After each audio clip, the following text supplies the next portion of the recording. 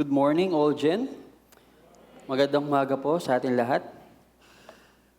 Before we go to our study, let's come to the Lord once again in prayer and just lift to Him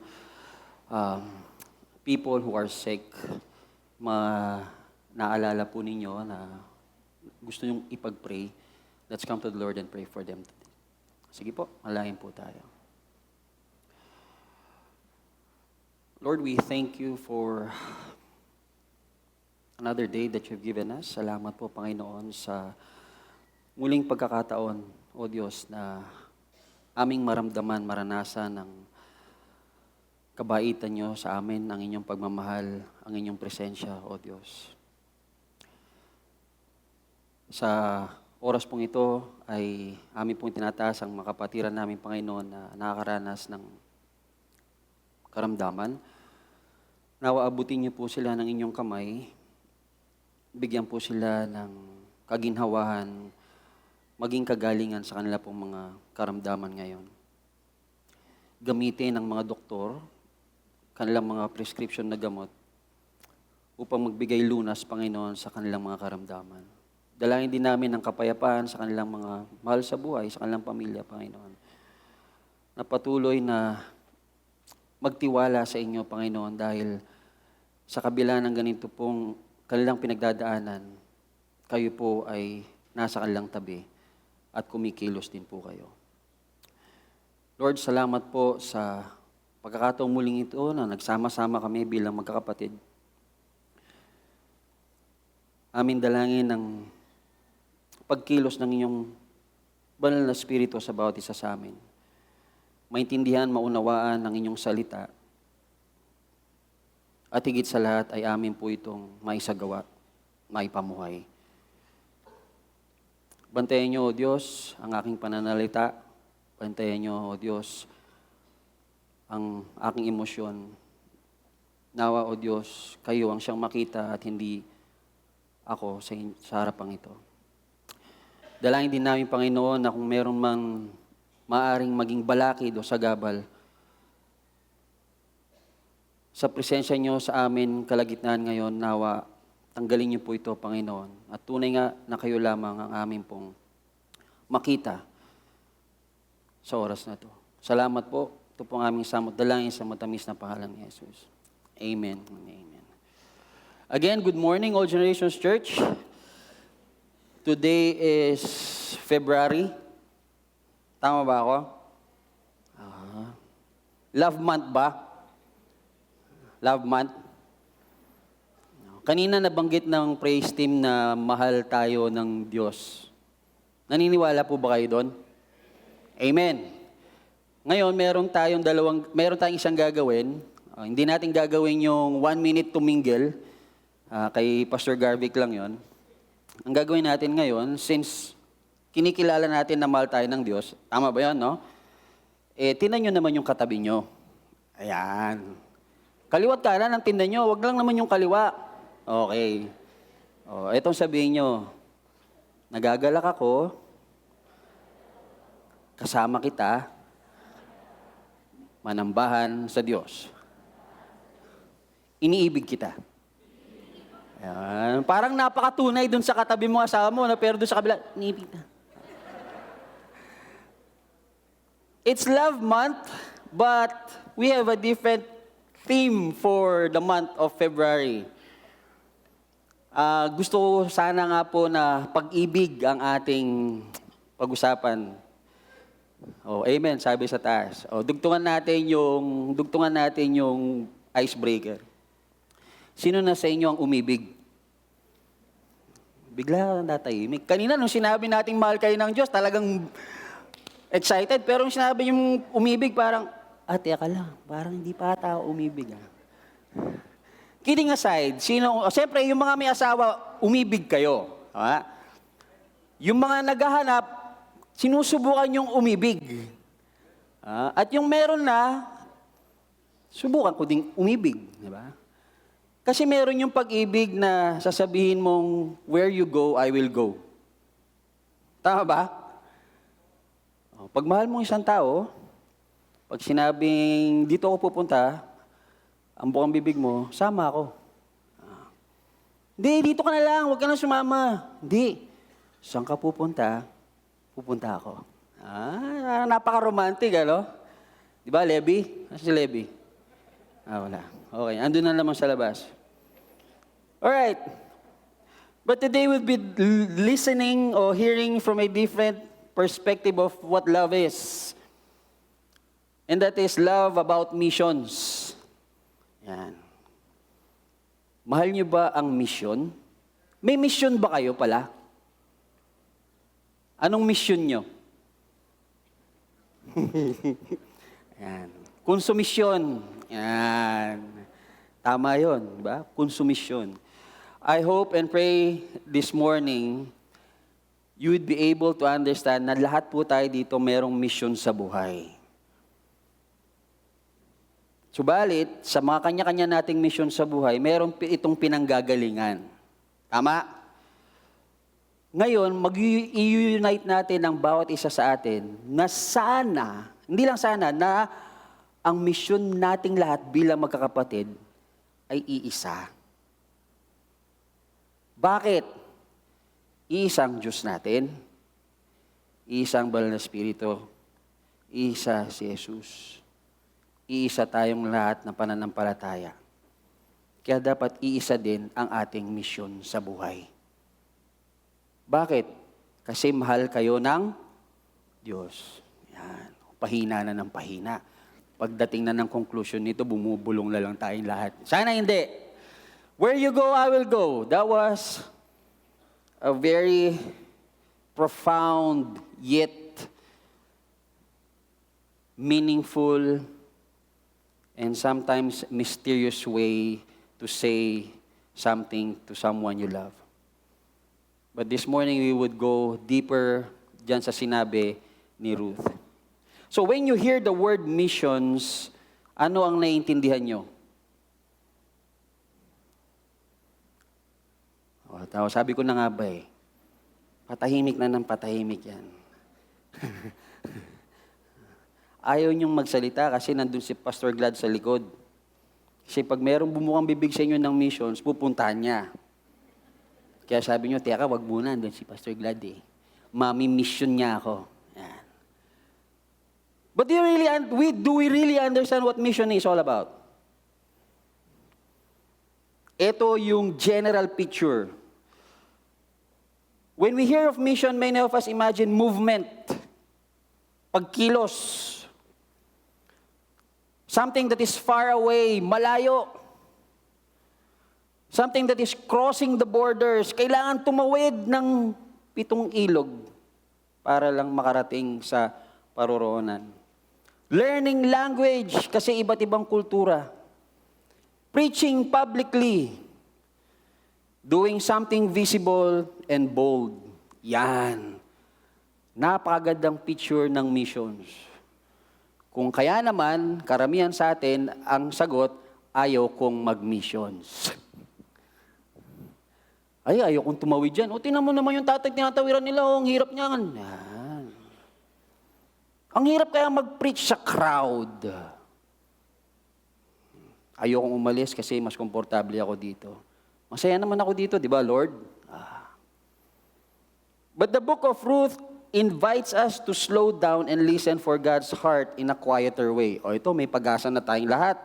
Dun sa mga ayaw magmisyon, lagot kayo kay Pastor Glad. So, bibigyan namin kayo ng ibang oportunidad na kung saan, kapag naintindihan nyo at tinawag kayo ng Diyos, nawang sasabihin nyo, yes, Lord, where you want me to go, I will go. There's no altar call in the book of Ruth, no miracle performed, no sermon preached to a nation. God started missions with grief, loss, and decision. A widowed foreign woman looks at her future and chooses not what is safest, not what is familiar, but what is faithful. She says to Naomi, Where you go, I will go. Your people will be my people. And your God, my God. Napakagandang personal na pangako. Personal na pangako na naging isang misyon ng Diyos patungo sa tinatawag nating redemptive story. Ruth teaches us that God's heart for missions is revealed not just through loud sending, but moves forward when His people reflects His heart. So today, let's look at how God's heart for missions is in the story of Ruth. Kasi madalas ang Ruth naman, pag narinig natin, ito ay kwento ng romantic love, pag-ibig. Pag-ibig ng isang foreigner. Pag-asa na nakuha dahil sa pag-ibig. Magandang kinabukasan ng dahil sa pag-ibig. Yeah. Gandang pakinggan, ano? Pero ngayon, may kakaibang turo sa atin. Patungkol ito sa pag-ibig naman ng Diyos sa kanyang misyon para sa sangkatauhan. Let me begin. Number 1, God's heart for mission begins with belonging, not strategy. When you come to look at the book of Ruth, si Ruth po ay isang Moabite. Ibig sabihin, foreigner po siya, hindi po siya taga-Israel. Ang kwento po ng Ruth, papasadaan lang po natin ng mabilisan lang. Si Naomi at saka ang kanyang asawa, maging ang kanilang 2 anak, ay umalis sa Juda, sa Bethlehem, dahil merong famine. Merong taggutom.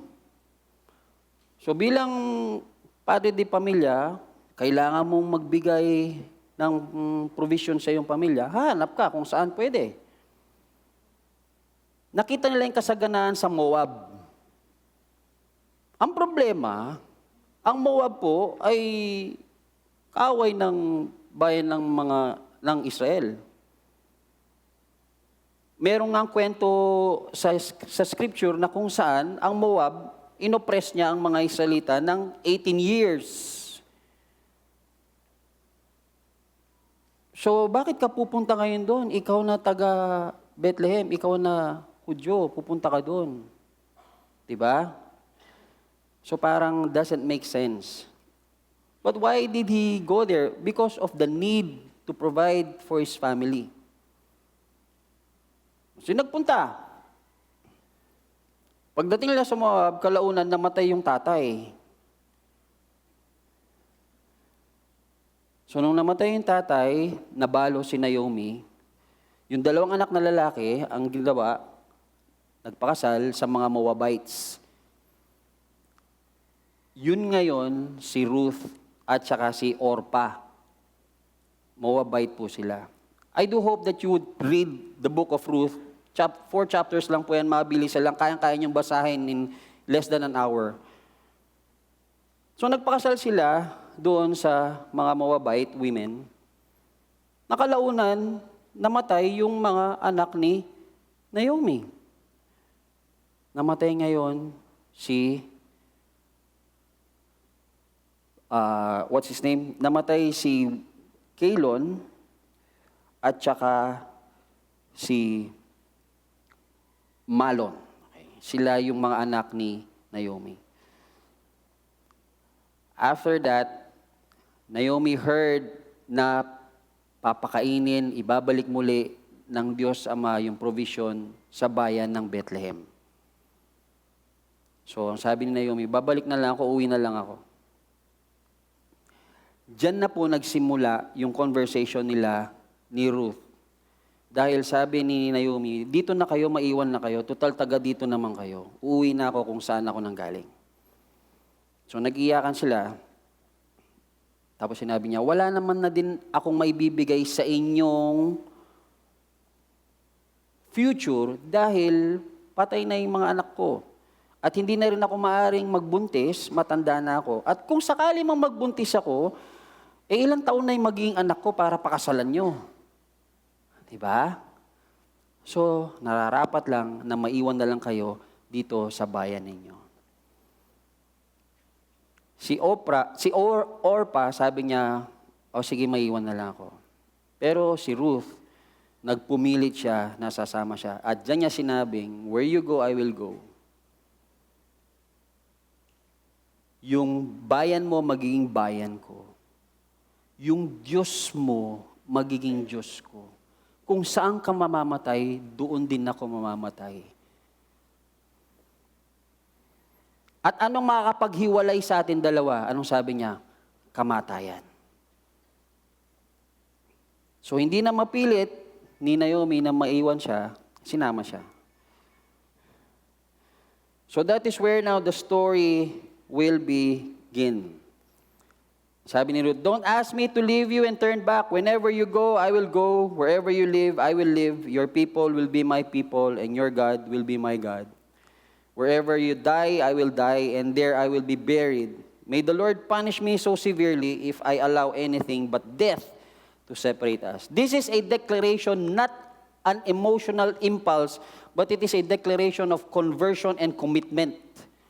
What is the conversion and commitment? She is now transferring allegiance to a new people, transferring allegiance to a new land, and transferring allegiance to a new God. Kasi mga Moab po, pagano. Kung kaya yung allegiance niya sa pagiging Moab ngayon, inililipat niya kay Yahweh, na Diyos ni Naomi. In this declaration, we see that before Ruth does anything for God, she entrusts herself to God. And God does not stop her. He does not test her first. What did He do? He receives her. Kung titingnan po natin ang mga scriptures na magsusuporta po dyan, you look at Isaiah 56, 6-7, sabi niya dito, foreigners who bind themselves to the Lord, I will bring to my holy mountain. Ephesians 2:13, sabi niya, you who were far away have been brought near. God's heart for missions begins when outsiders are welcome before they are fully formed. Dapat po, meron po tayong mga welcoming heart. Because even if you go to missions, if you do not have any welcoming heart, sinong lalapit? Paano maintindihan na yung ibinibigay niyong mensahe na ang Diyos ay pag-ibig, hindi nakikita sa inyo? What would you expect? People would come? I don't think so. We should have a welcoming heart because that is God's heart for mission. God's heart for mission is more about forming a people, not managing a program. Itong gawin mo, ganyan. Hindi po ganon ang Diyos. Belongingness comes before becoming. Grace comes before usefulness. Kailangan maintindihan mo muna yung ibinigay sa'yo ng Diyos. Sabi nga kanina, di ba? Alam mo bang mahal ka ng Diyos? Kailangan intindihin mong mahal ka ng Diyos. Kailangan intindihin mong merong grace na ibinigay sa'yo ang Diyos. Pag hindi natin naiintindihan yung mga bagay na yun, paano tayo magmimisyon? Bakit? Kasi manghang-mangha tayo sa programa. Napakagandang programa ng missions. Pero tunay nga ba na ang puso ng Diyos sa misyon ay nasa inyo? A missionary once reflected that the gospel spreads faster where people are first embraced as family, not treated as projects, not treated as numbers, but they are treated what? As family. And Ruth is a living proof of that truth. Sa kultura nga natin bilang Pilipino, yung belongingness very, very matters a lot sa atin, di ba? Saan ka kabilang? Oo. Pag wala kang kinabibilangan, anong feeling? Masakit, di ba? Maghahanap ka ngayon kung saan ka kabilang. Kanino ka? Oh. Very, very important, belongingness. Because when you understand that you belong to Christ, that's the time you would understand His heart and understand the way His heart works, especially towards missions. Ito po mga kapatid ay isang mahalagang katangian ng Iglesia ng Diyos. Bago tunay na maunawaan ng Diyos, kailangan magsimula muna tayo sa pagtanggap. Kaya nga meron tayong ushers. Meron tayong connecting doon. The word connecting is to connect people to other people. Mga kapatid, wag naman din po nating iasa sa lahat sa kanila doon. Ushers lang ang magko-connect. Connecting lang ang magko-connect. Dapat tayo rin magko-connect sa bawat isa. Amen ba yun? God's heart is not exclusivity, it's inclusive. Kaya ang hirap pumasok pag alam mong excluded ka, di ba? But God now is reminding us all, you are my children, you are my people. Understand that. You are loved. When you read the book of Ruth, it's more about the kesed, which is the loving kindness. It's in its context, grace that we do not deserve, but God has given it to us. In such a way, what? To understand that I belong to you, oh God. Even if I'm a foreigner. Even if I'm an outsider, I belong. When the church learns to include everyone, no discrimination, then we are doing missions. Pag tinanong kayo kaya ng Diyos ngayon, kilala niyo ba yung katabi niyo? Except of course for your family or your relatives or your friends. Pag tumingin kayo sa likod, kilala nyo ba yung nasa likuran nyo? Sige, tinan nyo yung nasa likuran nyo.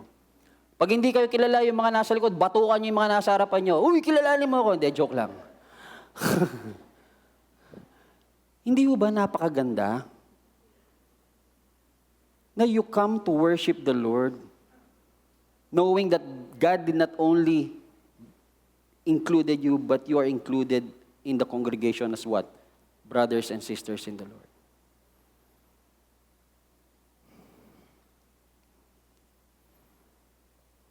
God's heart for mission does not stop at welcoming people, of course.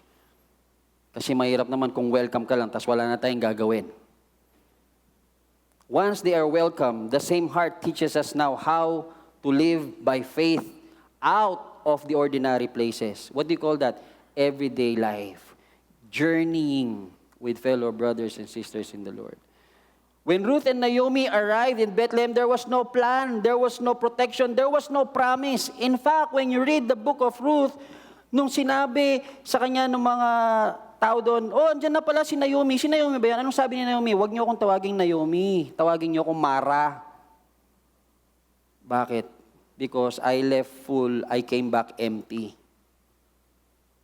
And she was bitter about that. The word Mara means bitter. Bakit niyo ako i-welcome? See? They went there with nothing. But then this happens. Ito yung pagkilos ng Diyos sa mga faithful na mga mananampalataya. Even if Naomi saw her bitterness and her guilt, she still recognizes that there is a God in that place and there is redemption in that place. And here, the story of Ruth reveals that. What happens?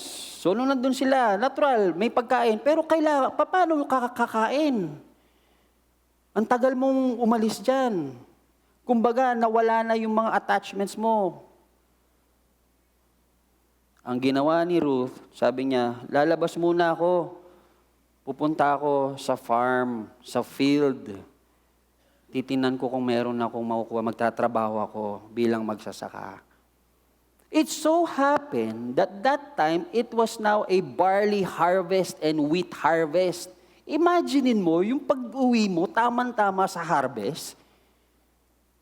Hindi ba pagkilos ng Diyos yun? Wala kang plano, umuwi.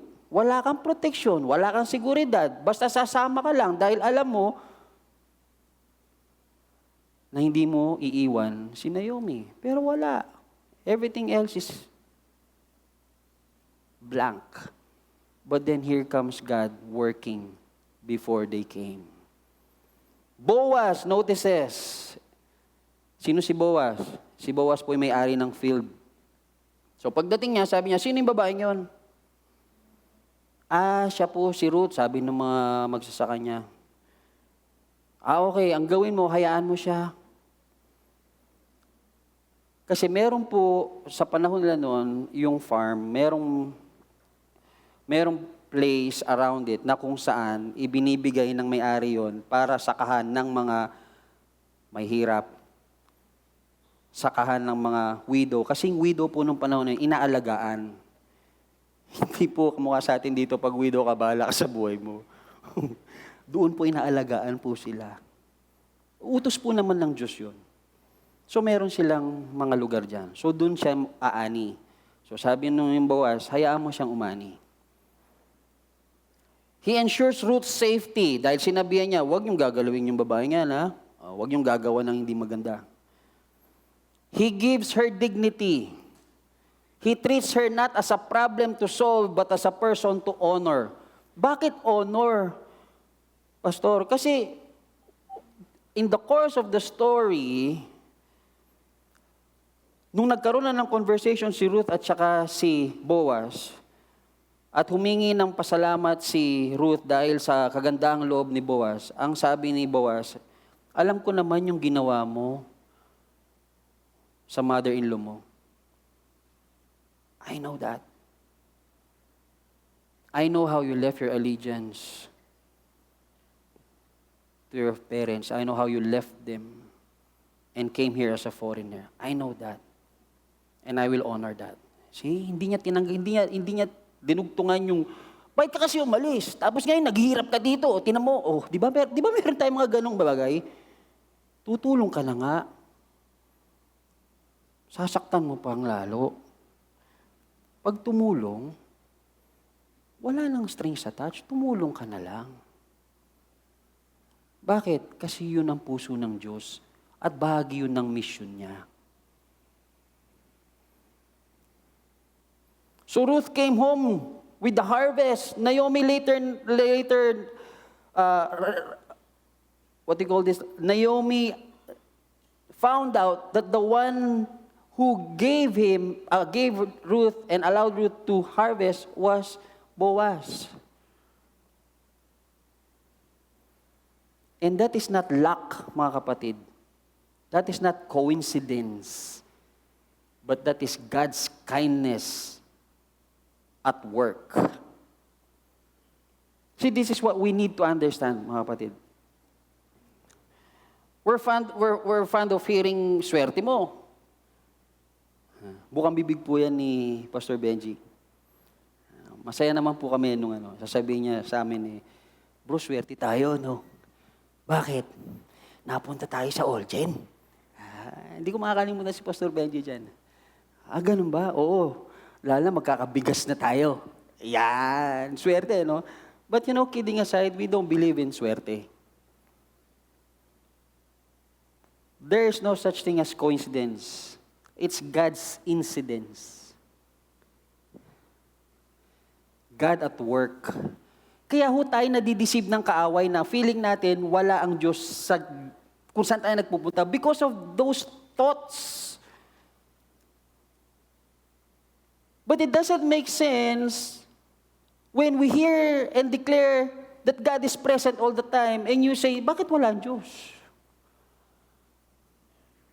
It does not connect. Bakit natin nasabi na kindness yung sinabi ni Naomi at hindi yun coincidence at luck? When you go now to read the book of Ruth, ang sinabi ni Naomi kay Ruth, may God bless you because of His kindness to us, because of His chesed to us, because of His grace to us. Ibig sabihin, God has been working all the time.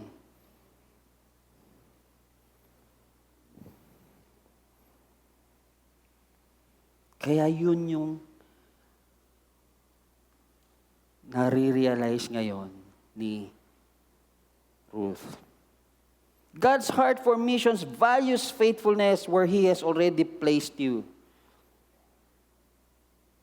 Yung pong paglabas ng ugali ni Boaz towards po kay Ruth, ito po ay pagkilos ng Diyos to let your light shine.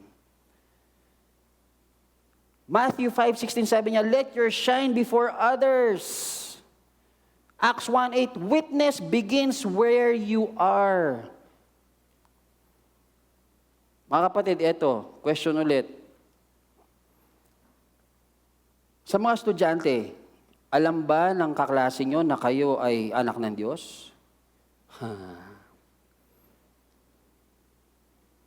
Tingnan natin yung mga nagtataas na kamay. Pwede ba? Oh. Pastor, wag lang naman kami. O sige, akyat tayo. Sa mga nagtratrabaho, alam ba ng katrabaho nyo na kayo ay anak ng Diyos? O, paano kayo magmimisyon? Sa mga may-ari ng mga businesses, alam ba ng mga empleyado nyo na kayo ay anak ng Diyos? It's a hard question, it's a painful question, but you know what, mga kapatid? If we believe that there is one mission for all of God's children, then we should be proud that we are God's child. Amen? Ba't natin kinahihiya? Pero pag politician ng ating mga magulang, sino ka ba? Anak ako ni Gobernur. O, di ba?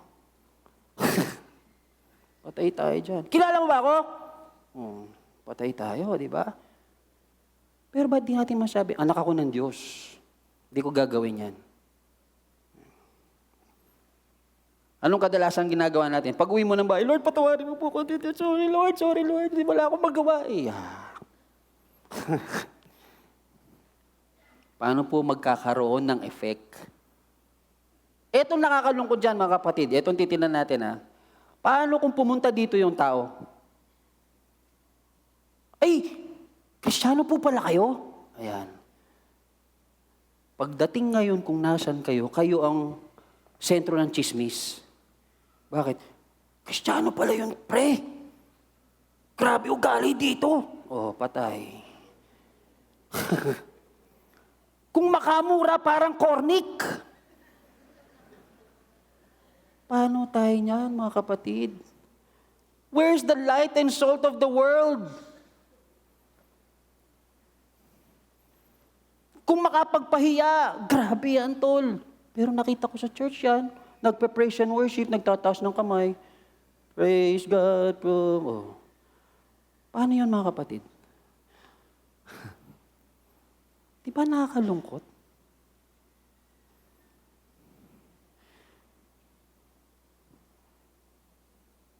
Even if we don't go out to missions, missions happens at the home.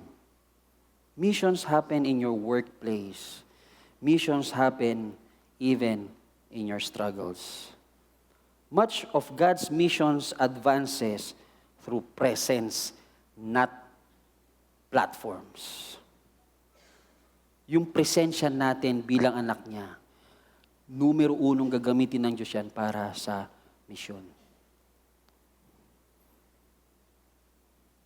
One early missionary wrote, "The gospel often traveled on the feet of the ordinary believers long before it ever reached pulpits and councils." God's heart for mission advances quietly when believers live faithfully in ordinary places where God has planted them. Missions is not always going far. Sometimes it is about staying present. Faithfulness where God has placed you is never wasted in God's heart for missions. We need to live faithfully.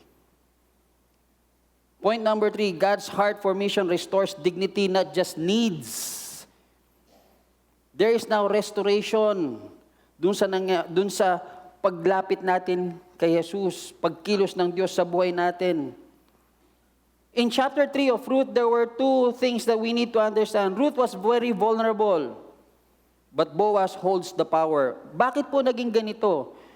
Kasi po, si Ruth dito, naghahanap po ng magliligtas sa kanya. Na may mention po dito yung tinatawag na kinsman redeemer. Ito po yung magliligtas. Una saan? Sa kanya pong pagkabalo. Pangalawa po, yung integridad po niya bilang babae. And so meron po mga kapamaraanan noon na kung saan dito po nangyari ay nung natapos po silang mag-harvest, si Boaz, pagod, matutulog. Bago yon, sabi ni Naomi sa kanya, pag natapos yon, maligo ka, mag-ayos ka, magbihis ka, pagkatapos, tabihan mo siya. Medyo parang di maganda watan pakinggan yon, Pastora. Hindi nga magandang pakinggan pag hindi tama ang gagawin. Pero tinan niyo po dito yung integrity. Tinan niyo po dito yung pagkilos ng Diyos. Boaz has the power to do and what? Lie with Ruth. Do the things that you can do. Humiga na dyan eh. Katabi mo na eh. But, hindi po ganun yung nangyari. Instead, anong sabi ni Boaz? Sabi niya, sabi ni Ruth sa kanya, spread your garment over me. Parang sinasabi niya, magtalokbong na tayo. Total tayo rin naman. Para iligtas mo na ako. But that is in the wrong context. Ang spread your garment over me is for protection na hinahanap ni Ruth. Is for responsibility na hinahanap ni Ruth. And for redemption. Not romantic boldness or request for love. And yun po naintindihan ni Boaz. Kung kaya nga, on the other hand, even if Boaz has the power to respond and make an advantage of the integrity, he restrained himself with compassion. There was no exploitation, no shortcuts, no misuse of power. And those were Boaz's values as God's child. He did not take advantage of Ruth's vulnerability. Pwede naman niyang gawin yun eh. Andyan na lang na naman tayo. Katabi naman na rin tayo. Gabi naman na tayo. Wala naman nakakita. Gawin na natin na dapat. Kasi kinabukasan, pwede ko naman sabihin, kasal na tayo. But he did not. He protected her. He ensured that she goes home safe, and they assured that it would go in the right process, in the godly process. Kasi dun sa kwento, sinabi na nga naman ni Ruth, you are my kinsman redeemer. This is now a reflection of God's law that is redemptive. Always protects the weak. Sabi po sa Micah 6:8, act justly, love mercy. Luke 4:18, good news to the poor, freedom for the oppressed. Sometimes kasi we use the passages, we use Bible scriptures in such a way na para makaganti ka to weaponize, but there is no mercy. Sabi niya, merong gospel, merong rule, merong law, pero you act in mercy and compassion towards people. God's heart for mission never uses people to restore. If our mission humiliates, controls, or exploits, it does not reflect the heart of God. God's heart for mission never grows by using people. A missionary to Asia observed that whenever the gospel was tied to control or humiliation, it loses its power. But when dignity was restored, hearts open. God's heart for mission is redemptive, not results-driven. Lastly, God's heart for missions works on a longer timeline than we can see. The book of Ruth ends with a quiet child. Nagkaroon ng anak si Ruth. And when you come to look at that towards the end of the book, Ruth never really knew that her faithfulness would ripple across generations and generations and generations. Bakit po sinasabi? Because Ruth now would be David's great-grandmother. Ruth would be part of the Messiah's lineage. God used a quiet yes to shape salvation history. Ruth's obedience shaped a future she never saw. And God used her obedience to bless people she will never meet. Genesis 12:3, sabi niya, all peoples on earth will be blessed through you. John 12:24 says, a seed that dies bears much fruit. Missions is trusting God with outcomes we may never see.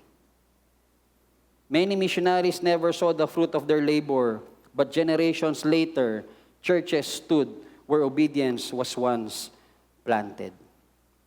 When we remove the control of what we're doing and allow God and trust God of the result, we can do missions. Ruth reminds us that God's heart for missions is longer than what we can see. Wala pong timeline sa missions. Pwedeng mamatay na po tayo, nagmi-mission, wala pang result. Pero hindi ibig sabihin na it's not worth it. Hindi po. Because our timeline is not the timeline of God.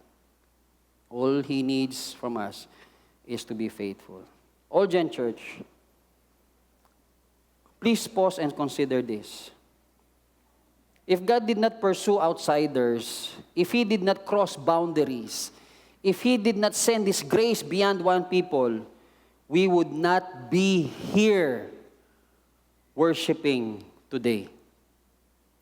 We are the result of God's missional heart. And now the same heart beats within His people. That same heart beats at All Gen Church. You may feel your obedience is small, your faithfulness is just ordinary, or your influence is unseen. But mind you, the root story assures us, God builds His mission through quiet yeses, faithful presence, and love that stays. So go from here knowing this, brothers and sisters in the Lord. You are not just spectators of God's missions. You are participants of God's missions.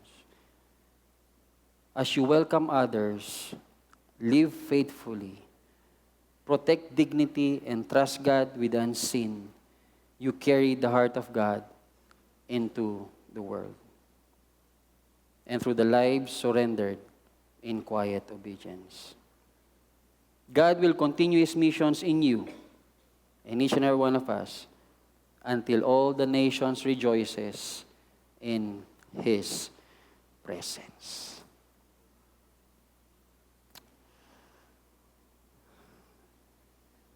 May you all have the heart of God. And may we all do missions. It may not be that across borders or far away, but to your family, to your workplace, you can do missions. And until such time that the Lord calls you outside, hindi na po mahirap para sa inyo. Kasi ginagawa ninyo na sa mga maliliit na bagay at sa pang-araw-araw na takbo ng ating spiritual na pamumuhay. May God bless you and keep you. Let's all stand up and let's pray.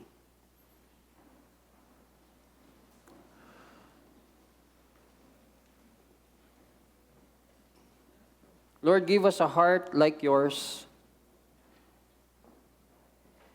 Hearts that stay even when it is easier to live.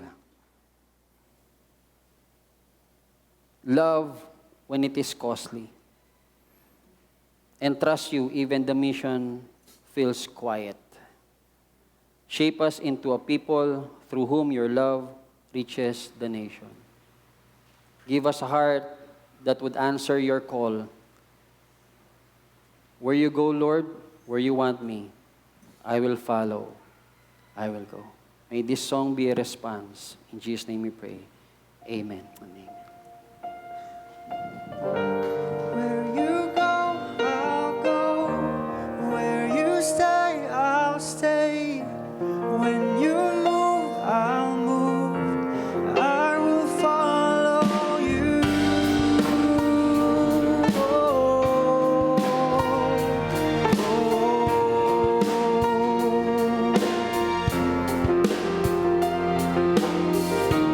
All your ways are good. All your ways are sure.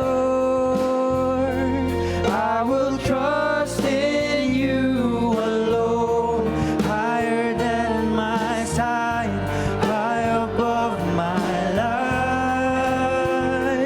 I will trust in you alone.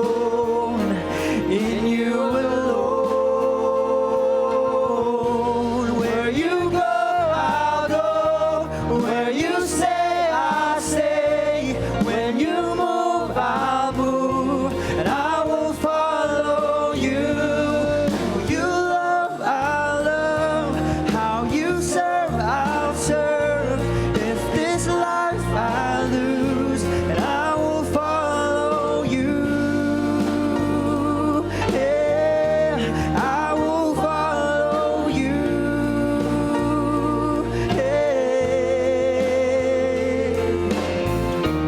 Light unto the world, light unto my life. I will live for you alone. You're the one I seek, knowing I will find all I need in you alone.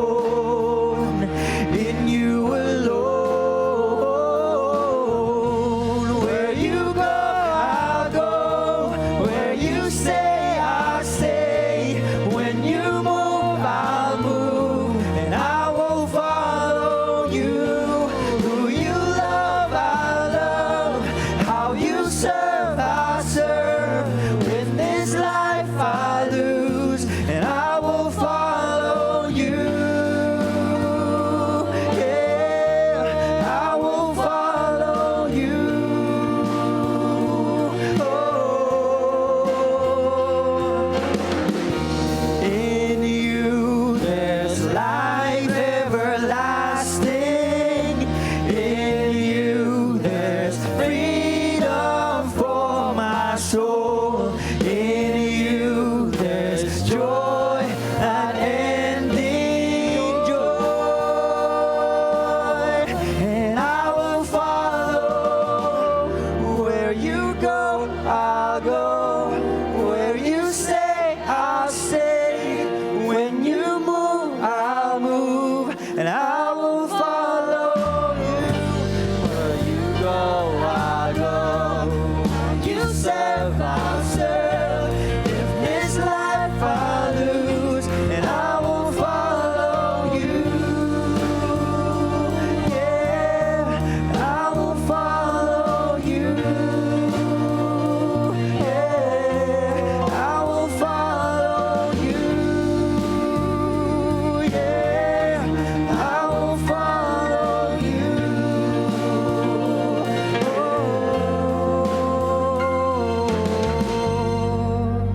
Mari na po munang makaupo ang lahat.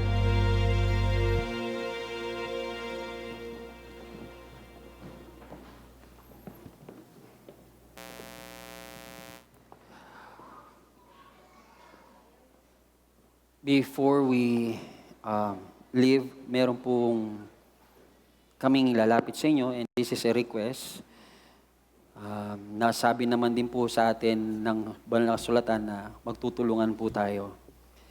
This time po, we would like to seek help from God's people, na kung saan po ay we are asking for a small amount of your help for the family of the De Guzman. If hindi niyo po alam, Brother Edwin had a stroke last week and he was in the ICU for several days. But then, it's a praise because I believe by tomorrow they would be discharged and he would be going home. But of course, alam naman po natin yung pangailangan when it comes to finances. So, I do hope and pray you still have extra amount in your pockets. We would ask our connectors and ushers to be at your sides. Kung meron po sa inyo, pwede pong makapag-shell out. We are so grateful as a church po if you could give some amount for the De Guzman family. Yun po, sige po, dalakpat na po yung mga ushers po natin.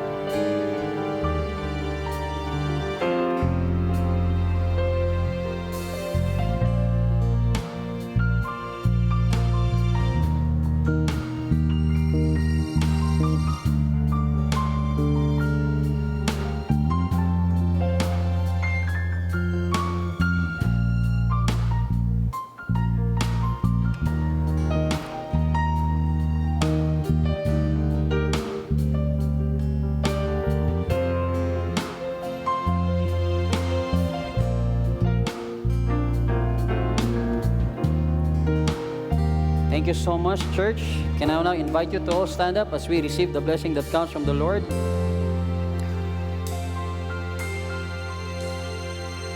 Now unto him who is able to keep you from falling and to present you blameless in front of God with great joy, to the only God, our Savior, through Jesus Christ our Lord, be glory, majesty, dominion, power, and authority, be all time and now and forevermore. Amen and amen. Magandang umaga po, Generation Church. God bless you. Have a blessed weekend.